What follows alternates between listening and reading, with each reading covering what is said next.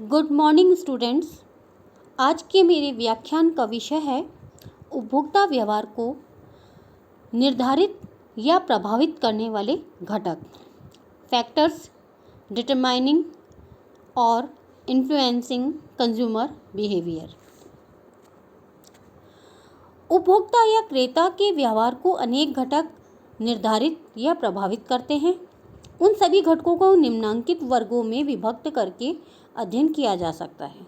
उसमें पहला है व्यक्तिगत घटक, पर्सनल फैक्टर्स। सेकंड है आर्थिक घटक, इकोनॉमिक फैक्टर्स। थर्ड है मनोवैज्ञानिक घटक, साइकोलॉजिकल फैक्टर। फोर्थ है सांस्कृतिक घटक, कल्चरल फैक्टर। फिफ्थ है सामाजिक घटक, सोशल फैक्टर। सिक्स है सूचना एवं जानकारी घटक, इंफॉर्मेशन एंड नॉलेज फैक्टर। अब आता है फर्स्ट व्यक्तिगत घटक, पर्सनल फैक्टर। प्रत्येक क्रेता के व्यक्तिगत जीवन के अनेक घटक या पहलू होते हैं। ये सभी घटक उसमें क्रय व्यवहार को प्रत्यक्ष या परोक्ष रूप से प्रभावित करते हैं। ऐसे घटकों में कुछ एक प्रमुख घटक इस प्रकार हैं। उसमें पहला है आयु, एज। उपभोक्ता की आयु क्रय व्यवहार को प्रभावित करती है। बाल्यावस्था के बाद किशोर अवस्था में आवश्यकताएं खेलकूद के सामान एवं स्वादिष्ट पदार्थों जैसे चॉकलेट, पेप्सी, कोक, पिज़्ज़ा, चाट, आइसक्रीम आदि तक सीमित रहती है। किंतु युवा अवस्था में अच्छे कपड़े, जूते, वाहन, पुस्तकें, मनोरंजन के साधनों आदि की भी मांग बढ़ जाती है और अधेड़ आयु या वृद्धावस्था में उत्पादों की मांग एवं क्रय व्यवहार में परिवर्तन हो जाता है। अब आता है सेकंड जीवन चक्र अवस्था, लाइफ साइकिल स्टेज।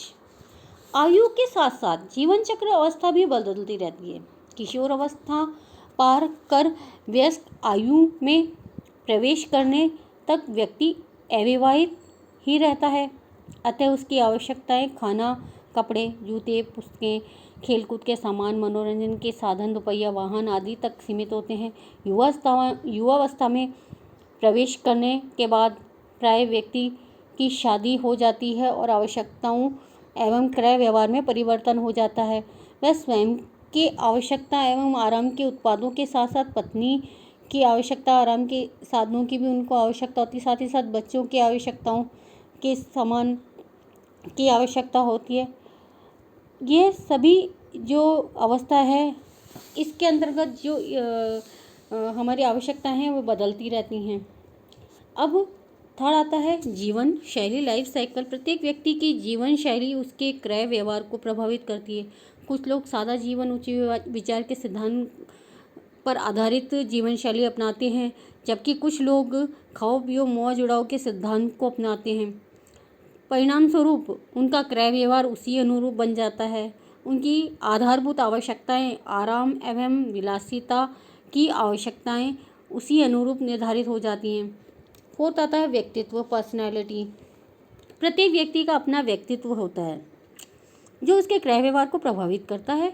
व्यक्तित्व से तात्पर्य किसी व्यक्ति के शारीरिक, मानसिक, सामाजिक लक्षणों से है जिनसे वह वातावरण की चुनौतियों का संतुलित ढंग से मुकाबला करता है। सामान्यतः किसी व्यक्ति के व्यक्तित्व को प्रकट या स्पष्ट करने के लिए उसके शारीरिक लक्षणों, शारीरिक गठन, रंग रूप, कद आदि, सामाजिक लक्षणों जैसे मिलनसारिता, व्यवहार कुशलता आदि, मानसिक लक्षण में आते हैं आत्मविश्वास, महत्वाकांक्षा, प्रतिस्पर्धी की भावना, ईमानदारी एवं प्रामाणिकता, उत्साही, साहसिकता आदि का उल्लेख किया जाता है। प्रत्येक व्यक्ति का व्यक्तित्व दूसरे व्यक्तित्व से भिन्न होता है क्योंकि प्रत्येक व्यक्ति के शारीरिक, मानसिक, सामाजिक लक्षण एक समान नहीं होते हैं। परिणाम स्वरूप प्रत्येक व्यक्ति का क्रय व्यवहार भी उसके व्यक्तित्व के अनुरूप ही होता है। फिफ्थ आता है हमारा स्व धारणा या स्व छवि, सेल्फ कॉन्सेप्ट और सेल्फ इमेज। प्रत्येक व्यक्ति के मन मस्तिष्क में उसकी अपनी स्वयं के प्रति एक धारणा या अपनी स्वयं की एक छवि होती है, वह व्यक्ति उसी अनुरूप अन्य लोगों या समाज में अपनी छवि बनाना चाहता है।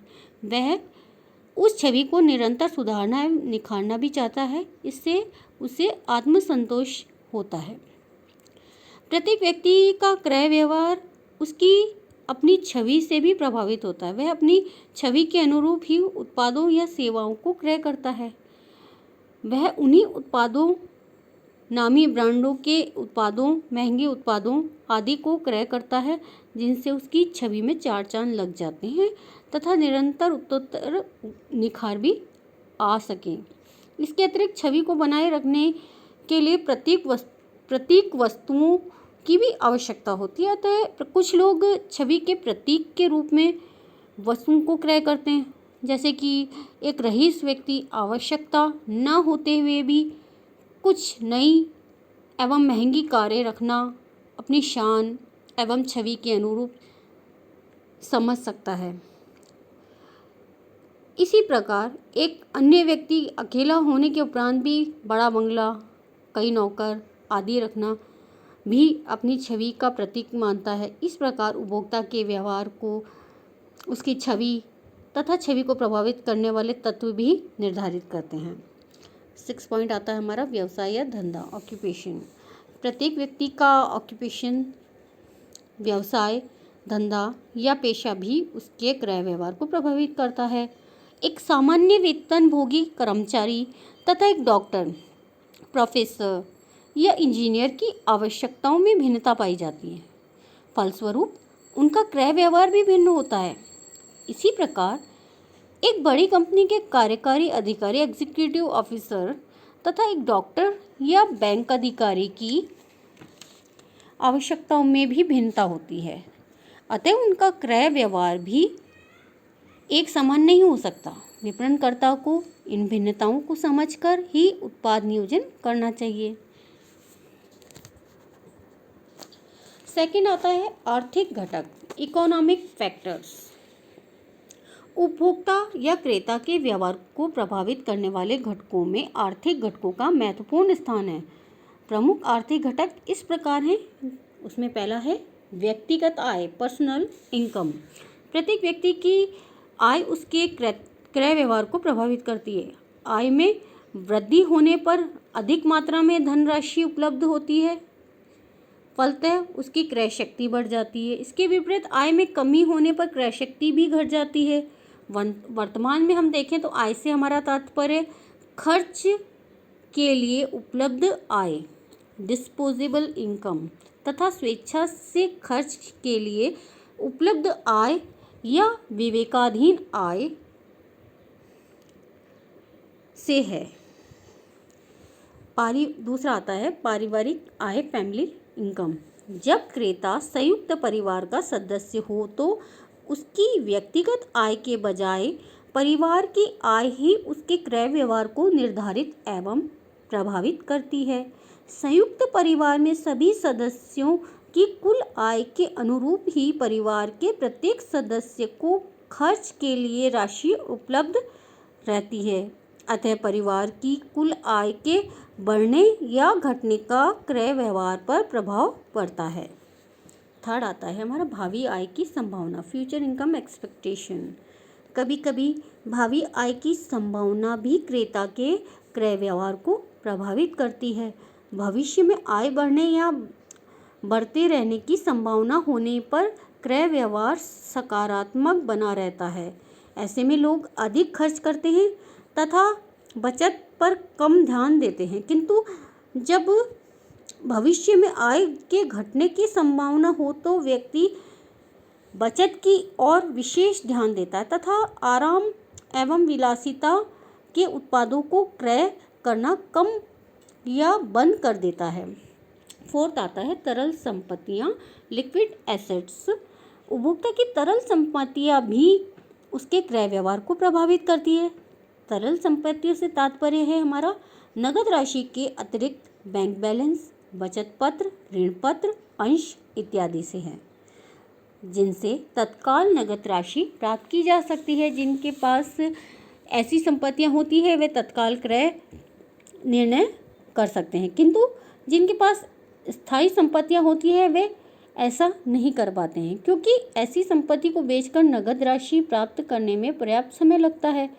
यही नहीं, ऐसी संपत्तियों को बेचने का निर्णय भी आसानी से नहीं किया जा सकता। फलतः क्रेता का क्रय व्यवहार नकारात्मक बना रहता है।